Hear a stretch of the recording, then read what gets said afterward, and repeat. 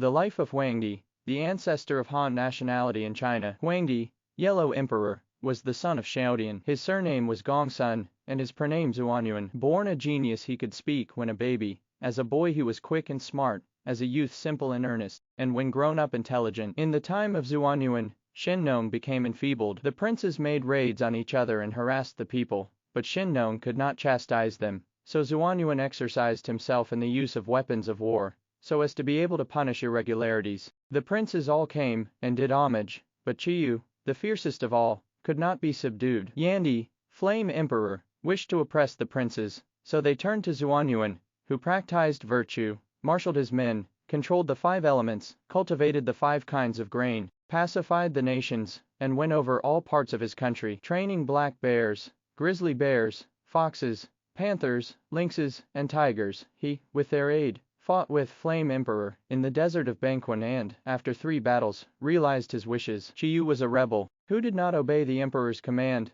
so Huangdi, levying an army of the princes, fought against Qiyu, captured, and slew him in the desert of Zolu. The princes all agreed that Zuanyuan should be the emperor in place of Xinnong, under the title Huangdi. Those in the empire who would not submit, Huangdi pursued and chastised, and when they were subdued he left them. He made cuttings in hills, opened roads, and was never at rest. Eastward his empire extended to the sea, Ball Hill, and the ancestral Dai Mountain, westward to Hollow Cave and Cock's Head Hills, southward to the Yangtze River and Zhongxiang Hill, while in the north he drove out the Zunyu. He made a treaty on Kettle Hill, and built a city on the slopes of Zolu. He was constantly changing his residence. While his troops formed an encampment about him, he ordered his officers to be named after cloud omens. He appointed a chief and deputy superintendent over international affairs, and the various states being at peace. He worshipped the demons and spirits of the hills and streams with the Feng and Shan ceremonies in numbers. He obtained a valuable tripod, and made calculations of future events, appointing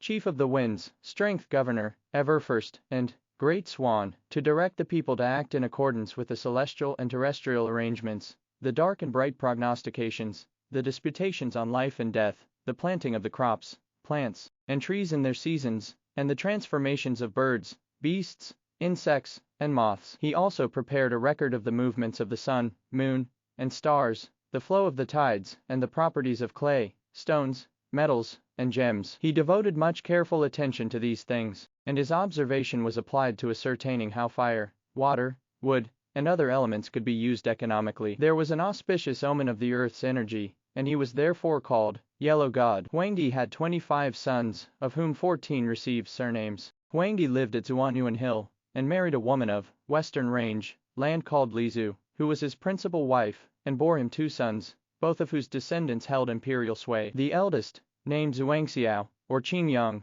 dwelt on the Jiang stream, and the other, who was named Chanyi, dwelt on the Ruo stream. Chanyi married a woman from the Shu hills, Sichuan, named Changpu, who bore him a son, Gaoyang, who possessed the virtue of a sage. Huangdi died, and was buried at Kaioshan, and his grandson, Chanyi's son Gaoyang, came to the throne under the title Emperor Zhuangsu.